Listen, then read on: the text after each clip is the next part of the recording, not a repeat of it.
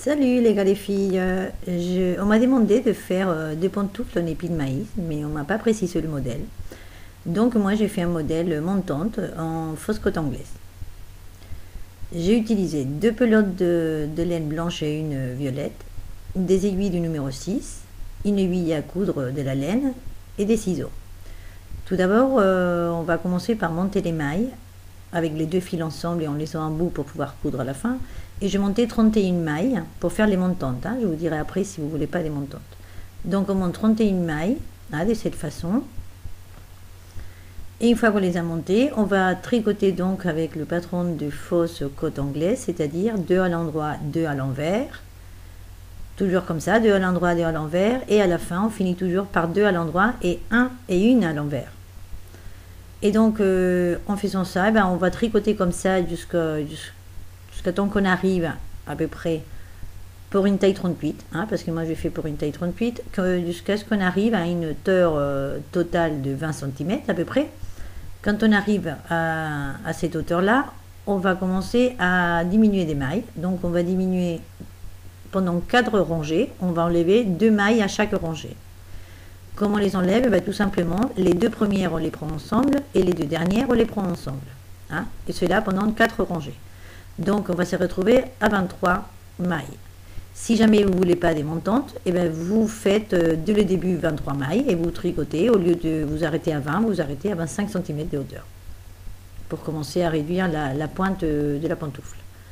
Puisque là, ce qu'on a fait là qui dépasse, vous voyez, c'est le fait que ça soit comme des bottines.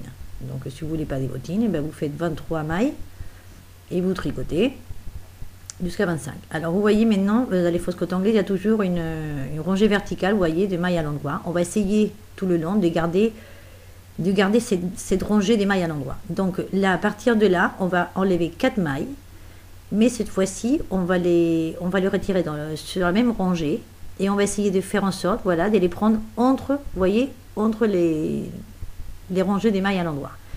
Et toujours au centre de notre tricot, parce que le centre, ça sera ce qui va sous le pied. Donc quand on va retirer notre 4 mailles là, on va se retrouver à 19.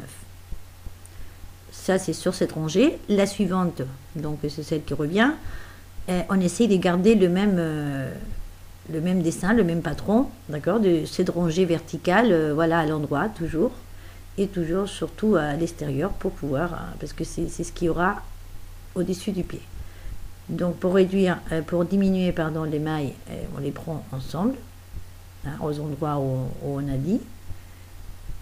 Et donc on tricote comme ça et on revient en gardant ce dessin. La rangée suivante, donc, on va faire pareil. On va enlever encore 4 mailles. 1, 2, 3, 4, voilà, toujours au centre de notre tricot. Et on va se retrouver à 15, puisque voilà, le centre, ça sera ce qui va en dessous. Ça ira comme ça. Donc on fait pareil. Là on essaie de garder toujours cette rangée verticale de mailles à l'endroit et on enlève nos 4 mailles au centre du tricot. Pareil, dans cette rangée, voilà, on enlève 4. Dans la suivante, on essaie de garder le dessin sachant que au bout d'un moment le dessin il n'y en aura plus, ça va être dur puisqu'on réduit à chaque fois. Donc si vous voyez que c'est trop difficile par rapport au dessin des côtes anglaises, je vous dirai après. Là, voilà, on va encore retirer 4 mailles.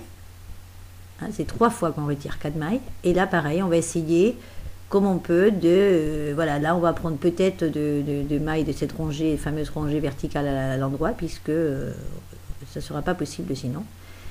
Mais on va faire pareil. On va retirer là, voilà, 1, 2, 3 et 4. On essaiera de repartir. Et là, on va se retrouver à 11 mailles. Ça sera la fin du tricot. Donc, on fera cette rangée en enlevant les 4 mailles et on revient après, pareil, en essayant de garder le dessin. Donc, je vous disais que si vous trouvez que c'est trop dur de faire des fausses côtes anglaises, vous pouvez déjà essayer de faire des pantoufles en faisant des mailles tout à l'endroit. Vous aurez juste les diminutions à la fin à faire. Si vous voulez pas des bottines, si vous voulez des bottines, vous faites pareil. et ça sera plus simple si, si vous voyez que là c'est trop difficile. Donc voilà, on a fait l'aller-retour et on se retrouve avec 11 mailles à la fin et cette forme, d'accord, pour les bottines. Sinon ça serait tout droit. Si c'était pas des bottines, ça serait à l'endroit. Donc on va couper en laissant assez de fils pour pouvoir coudre après. Et on va pas fermer le tricot comme d'habitude. On va mettre toutes les mailles, on va les passer avec l'aiguille à coudre, vous allez voir, on va les passer dedans. Voilà, de toute façon à la fin je vous laisserai dans la description, je vais vous mettre tout ce que je vous ai dit là, je vais le mettre par écrit. Et si jamais vous voulez un modèle plus simple, vous me le dites, il n'y a aucun problème. Voilà, je vous fais... Donc on passe bien voilà, le fil à l'intérieur,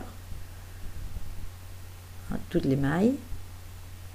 On va tirer, voilà, ça nous fait un petit rond comme ça, vous voyez, et après eh bien, on va coudre avec l'autre partie et cela fera le dessus du pied. Moi je n'ai pas cousu jusqu'en haut, hein, j'ai laissé un petit bout à la fin, un peu ouvert. Après je vous dis, c'est chacun ses goûts. Et le derrière, on va le coudre avec le fil qu'on a laissé au début quand on a monté les mailles. On coud le derrière, voilà la partie du talon. Et une fois que c'est cousu, ben c'est fini. Ça c'est pour des montants taille 38 en fausse cotte anglaise. Si jamais vous voulez un autre modèle, c'est-à-dire les mêmes mais qui ne montent pas, et bien vous voyez cette partie là, ce sont les 8 points, les 8 mailles du début.